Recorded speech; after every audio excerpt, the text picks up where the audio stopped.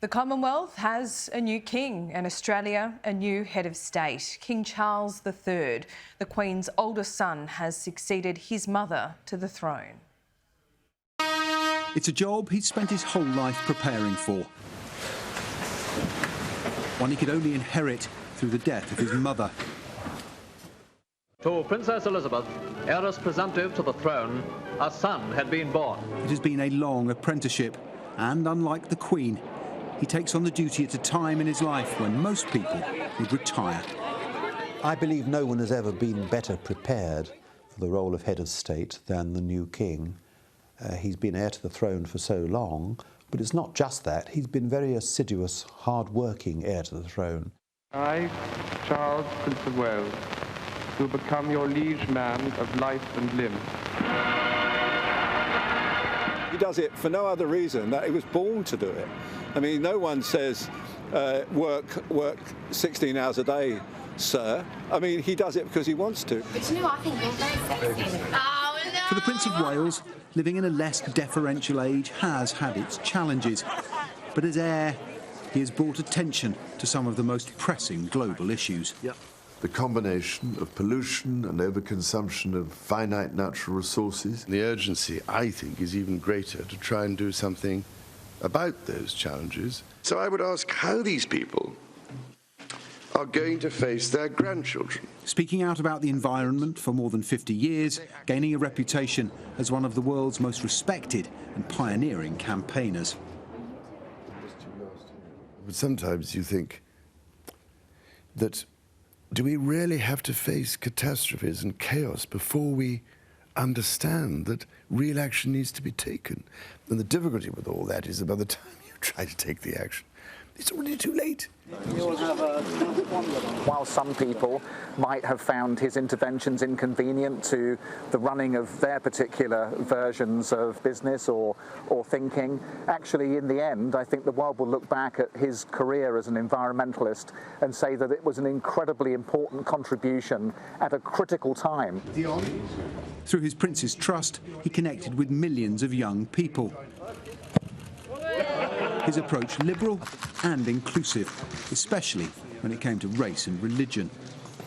He has given very important speeches about the contribution of Islam to world civilization, both in Britain and in the Middle East, in Al-Azhar University and in Saudi Arabia. And of course, within the Jewish community, it's been my privilege to see him both engage with the elderly in our old age homes, who instantly became his groupies. Well briefed, outspoken, yet unelected. Did Charles, as heir, blur the lines between public service and political interference? His outspoken views on issues such as architecture and alternative medicine were at times controversial. His so-called Black Spider memos, written directly to government ministers, show a level of intervention not expected from a royal.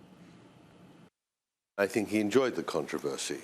I think on some occasions I compliment him on the controversy. I think he was right about architecture to an extent. I think he was right about the environment. Clearly he was ahead of his time. But the point is the way he did it. And what he would do is he would criticize people but couldn't stand being criticized himself. He would create controversy, but didn't want to listen to people answering back. How am I feeling? Yes, older. Around his 70th birthday, he set straight how he sees his future role. Clearly, I won't be able to do the same things I've done, as heir. So, of course, you operate within the constitutional parameters. People have expressed worries about whether this involvement will continue in the same way. No, it won't. I'm not that stupid. I do realise that it is a separate exercise being sovereign. Charles, as king, now assumes a number of key roles that will demand strong leadership. He's head of state, defender of the faith, or as he'd rather, defender of faith more generally. He's also head of the armed forces, who will pledge to serve king and country. He's had military service. He served in the Royal Navy. He was the captain of a ship. And he knows, therefore, what you have to do if you're the boss and you're making decisions. So he can look commanders in the eye, and he remembers what it is to look after soldiers, sailors and airmen.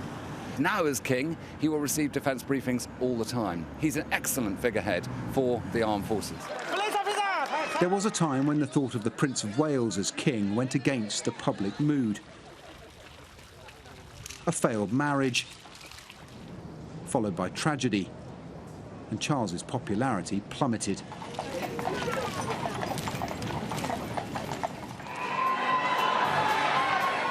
It would be 8 years before he married Camilla Parker Bowles, the true love of his life. They've become a close working team. And on taking on her new role as Princess Consort, Camilla will support her husband, just as the Duke of Edinburgh supported the late Queen. Camilla turned Charles from this morose, serious, unhappy man into someone who lightened up, who laughed again, after years of not really laughing very much. Well, it's yours now. And as a result, he became a much better Prince of Wales. His sense of humour and desire to connect has softened his image in recent years, as we've seen him more as a family man, a committed husband, father and grandfather, who, like the rest of the country, missed his loved ones during the COVID-19 pandemic. It's terribly sad, let alone one's friends. But, I mean, fortunately, you know, at least you can speak to them on telephones and occasionally do this sort of thing. But it isn't the same, is it? You really want to give people a hug every now and then. 3 resounding cheers for Her Majesty the Queen. Hip, hip! The line of succession was secure as signs of transition became clear. Overseas tours on the Queen's behalf, leading the nation in moments of reflection.